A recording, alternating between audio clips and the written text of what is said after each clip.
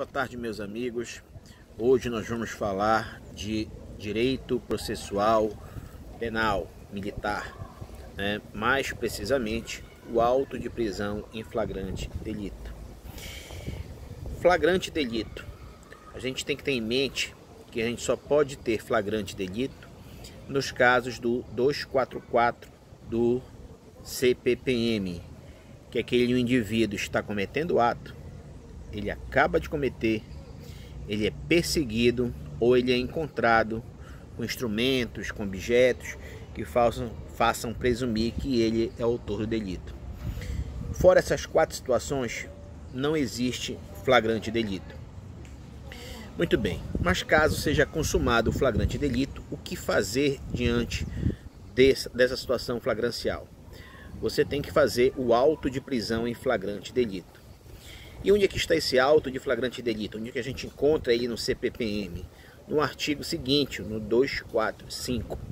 Lá diz que tem que ser lavrado um auto, e neste auto ele tem que ser redigido em um único termo. É um termo grande, onde você ouve as partes envolvidas e por final todo mundo assina. Qual é a ordem? Primeiro a gente vai escutar o condutor, depois nós vamos escutar as testemunhas, depois a vítima, caso que se possível for, e por último você vai ouvir o indiciado. Então nessa situação nós vamos lavrar o auto de prisão em flagrante delito. Muito bem. Esse auto eles têm umas características específicas que a gente tem que tomar conhecimento. Uma delas características e exigências é que você dê a nota de culpa para aquela pessoa que for presa. O que é a nota de culpa, Major? Todos vão perguntar. A nota de culpa é um documento lavrado pela autoridade que está presidindo o flagrante, e nessa autoridade, nesse documento, ele vai dizer o motivo pelo qual aquele indivíduo ele está sendo preso. Muito bem. Diante dessa situação, é exigido daquela pessoa que está sendo presa um recibo dessa nota de culpa. Mas, na maioria dos casos, a pessoa que está sendo presa, obviamente, não vai querer colaborar, ela não vai querer assinar esse documento. Nesse caso, qual é o procedimento a ser feito?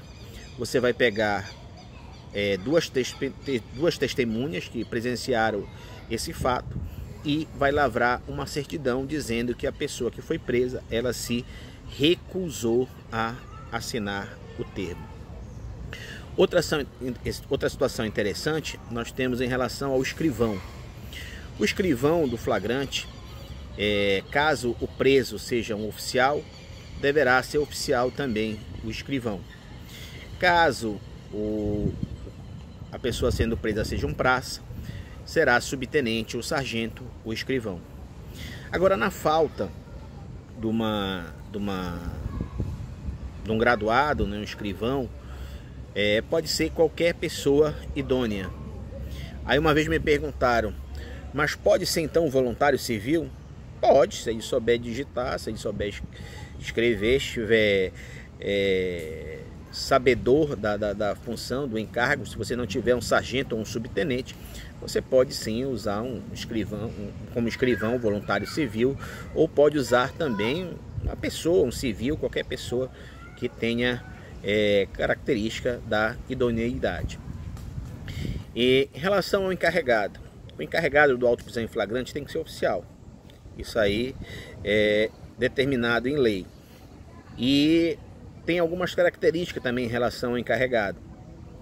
Se o encarregado, por exemplo, o crime for na frente dele, contra ele ou contra as funções dele, ele mesmo dá a voz de prisão e ele mesmo vai ser tanto presidente quanto condutor do flagrante. Caso contrário, a situação foi se dado distante dele, terá que ter um condutor que leve a situação até a presença dele. O condutor também pode ser qualquer pessoa pode dar voz de prisão para qualquer um que esteja em flagrante de crime.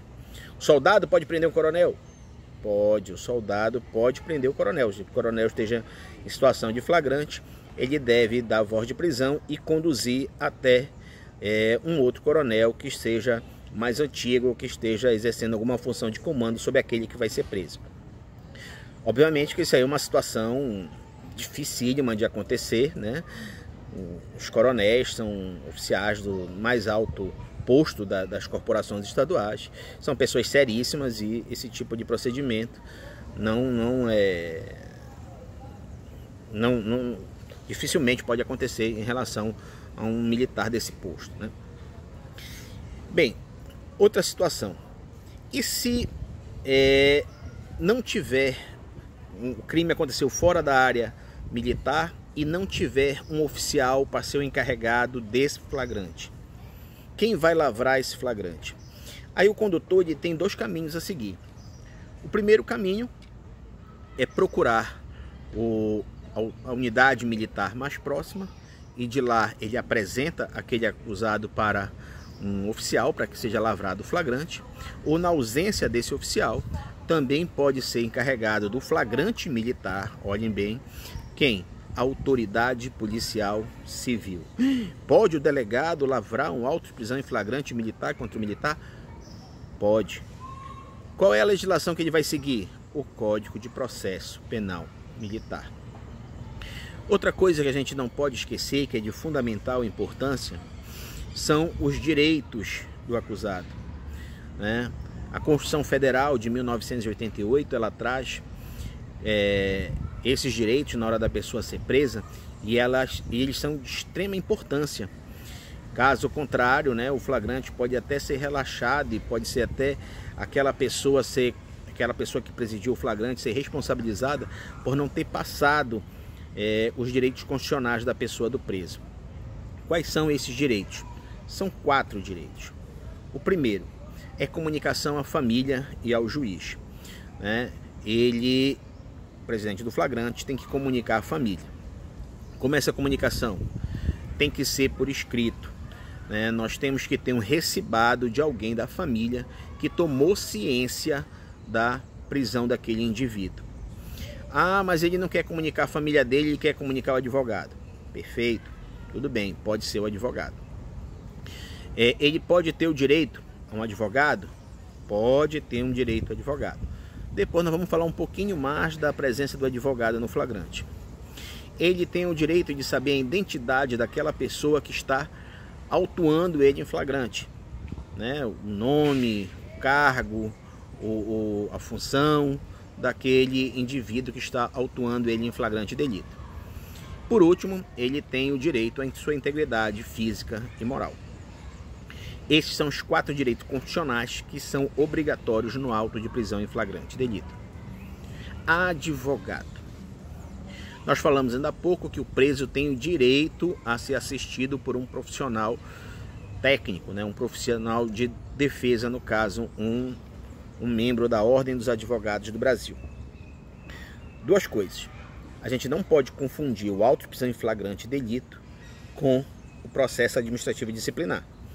Lá no PADS, pela lei nossa da Polícia Militar do Pará, pode servir como defensor, o oficial, o praça bacharel em direito ou advogado. No auto de prisão em flagrante delito, somente o advogado. Ah, mas ele é bacharel e vai fazer o exame da ordem. Não, somente advogado. Ah, ele é estagiário e veio representando o advogado. Não, somente o advogado.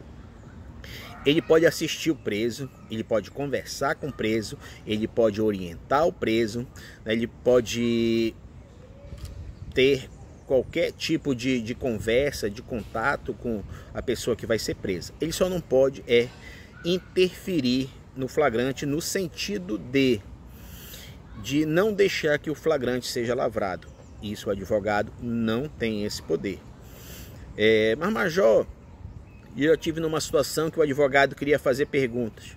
Fraqueia a palavra o advogado, não há problema nenhum não. Né? Talvez aquela pergunta do advogado seja a situação mais importante para você elucidar um fato. A gente não pode esquecer que a regra é a liberdade da pessoa. A liberdade é um direito fundamental. A prisão é uma exceção à regra constitucional, porque a liberdade é um direito fundamental da pessoa. Portanto, nós temos que garantir esse direito fundamental. Ok, gente? Caso alguém tenha alguma dúvida, algum questionamento, é só manter um contato aí pelo YouTube, né? Fazer um comentário que a gente vai estar à disposição para tirar qualquer dúvida. Tá bom? Se gostou do vídeo, dá um like aí, compartilha. Se você teve dúvida sobre flagrante delito militar, um outro companheiro pode ter também. Conhecimento nunca é demais. Muito obrigado, até a próxima, valeu.